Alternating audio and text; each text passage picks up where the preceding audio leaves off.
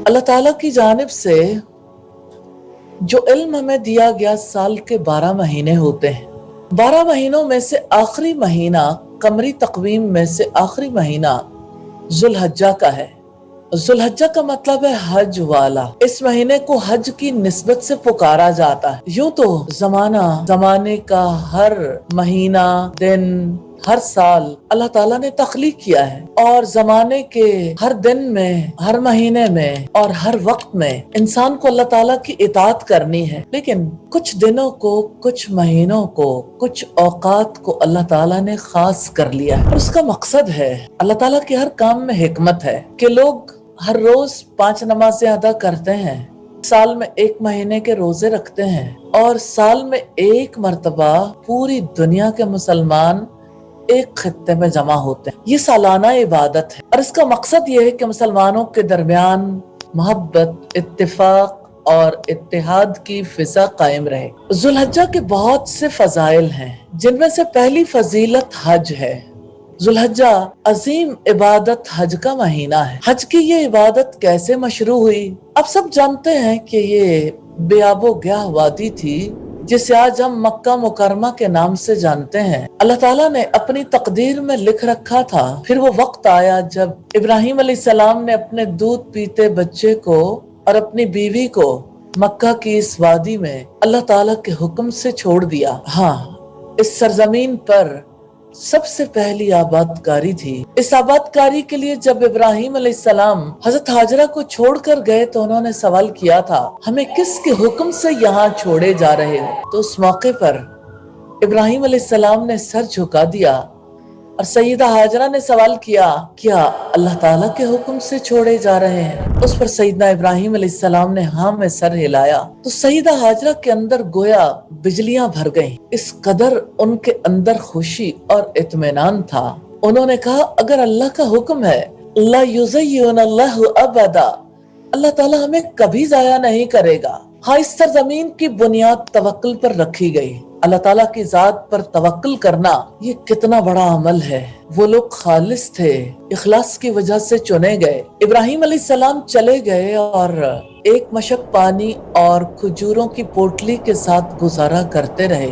फिर जब पानी खत्म हुआ, और जाहिर है कि उसने खत्म होना था, लेकिन असल में ये एक नई बरकत का आगाज था। उसकी जरूरत, उसकी तलब शिद्दत से पैदा हो गई जब इस्माईल अलैहिस्सलाम प्यास से, भूख से बेताब हो गए। उस मौके पर सईदा हाजरा भागती भागती सफा पहाड़ी पर चढ़ी और दरियाफ्त करने लगी, कोई है? कोई इमेजिन कर सकता था कि सफा और मरवा इतनी खास पहाड़ियां हो जाएंगी कि मनासिक हज में से एक अहम रुकन बन जाएगा और उनके इस फेल की इक्तिदा मर्दो जन सभी करेंगे। कोई उस वक्त तसव्वुर नहीं कर सकता था वो रब किस कदर मेहरबान है और किस कदर कदरदान है। अल्लाह ताला ने कैसे उनकी भाग दौड़ का सिला दिया। अगर उन्होंने अल्लाह ताला पर तवक्कुल किया तो अल्लाह ताला की बात कितनी सच्ची है। वयर्ज़ुक़ुहु मिन हैसु ला यहतसिब, वो ऐसी जगह से रिज्क देगा जहां से किसी ने गुमान भी ना किया हो। वमन यतवक्कल अलल्लाहि फहुव हस्बुहु, जो कोई अल्लाह ताला पर तवक्कुल करता है, अल्लाह ताला उसके लिए काफी हो जाता है। और अल्लाह ताला कैसे काफी हो गया? सईदा हाजरा ने पानी की तलाश में 7 चक्कर काटे। 7वें चक्कर पर मरवा पर थी तो उन्हें पानी की आवाज आई। ये वही जमजम है जिसकी आवाज सईदा हाजरा को आई थी। यूं इस सरजमीन पर ये पहला रिसोर्स था जो अता किया गया। हज की बुनियाद कैसे रखी गई कोई नहीं जानता था। पानी के बाद क्या बनने वाली है। कबीला बनु जुरहम के लोग वहां से गुजरे। सईदा हाजरा से उन्होंने इजाजत चाही तो सईदा हाजरा ने उनके साथ मामला तय किया। मक्का की सरजमीन की आबादकारी के लिए पहला मुआहिदा हुआ। वो जो अजीम घर है, वो जो इस दुनिया में अल्लाह ताला की बहुत बड़ी निशानी है, उस घर की तामीर बाद में हुई। उस शहर की बुनियाद पहले रखी गई। उस मौके पर सईदा हाजरा ने बनु जुरहम के लोगों से कहा था कि आप यहाँ आबाद हो सकते हो, لیکن پانی پر میرا حق ہوگا۔ یہ ایک ایسا کانٹریکٹ تھا، ایسا معاہدہ تھا جو مکہ کی آباد کاری کے لیے تھا، اور وہ رب کریم ہے، وہ ذوالجلال والاکرام ہے۔ اس نے کیسے ایک عورت کو موقع دیا اس شہر کا معاہدہ کرے، اس شہر کا کانٹریکٹ کیسے ان کے ہاتھوں کروایا گیا۔ یوں سیدنا اسماعیل علیہ السلام اور سیدہ ہاجرہ اس علاقے میں رہے۔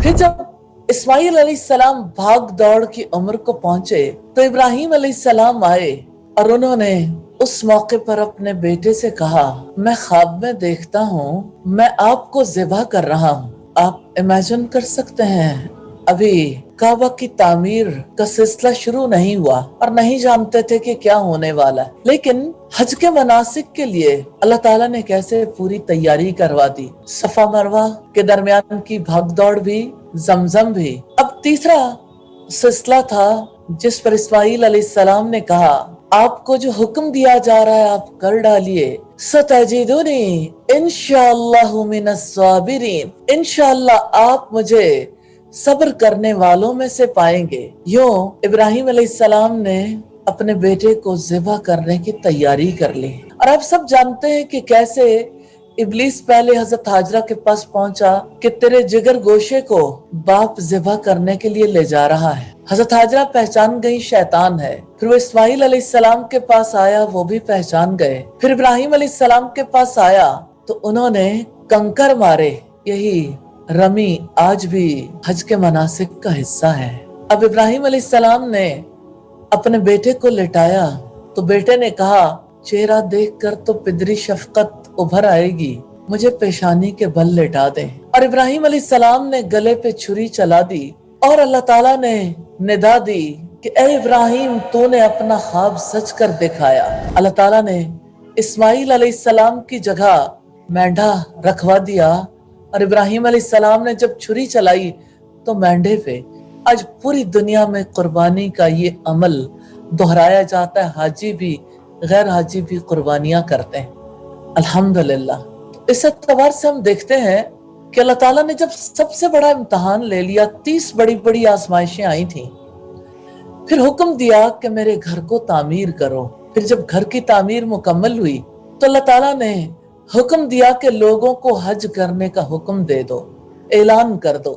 تو یہ حج کی عظیم عبادت ہے جس کے لیے اللہ تعالیٰ نے حکم دیا، وَأَذِّن فِي النَّاسِ بِالْحَجِّ، ہم نے حکم دیا کہ حج کی پکار بلند کر دو، يَأْتُوكَ رِجَالًا وَعَلَى كُلِّ زَامِرٍ، لوگ تمہاری طرف دوڑتے چلے آئیں گے، ان میں پیدل بھی ہوں گے، اور وہ بھی جو مختلف سواریوں پر ہوں گے، دور دراز کے مقامات سے لوگ چلے آئیں گے۔ تو ابراہیم علیہ السلام کی پکار کی باز گشت فضاؤں میں زندہ و پائندہ ہے، قیامت تک رہے گی انشاءاللہ۔ اور اسی کا نتیجہ ہے کہ لوگ ہر سال لاکھوں کی تعداد میں لبیک اللہم لبیک پکارتے ہوئے اللہ کے گھر کی طرف رواں دواں ہو جاتے ہیں۔ تو ابراہیم علیہ السلام اور ان کے گھر والوں نے، سیدہ ہاجرہ، سیدنا اسماعیل علیہ السلام نے اطاعت کا جو انداز اپنایا اللہ تعالیٰ کو پسند آیا، اور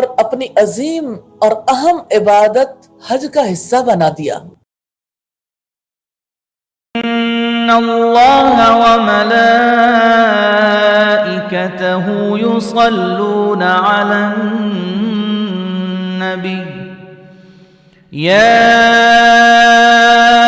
ایہا الذین آمنوا صلوا علیہ وسلموا تسلیما ان الذين يؤذون الله ورسوله لعنهم الله في الدنيا والآخرة وأعد لهم عذابا مهينا والذين يؤذون المؤمنين والمؤمنات بغير ما اكتسبوا فقد احتملوا بهتانا وإثما مبينا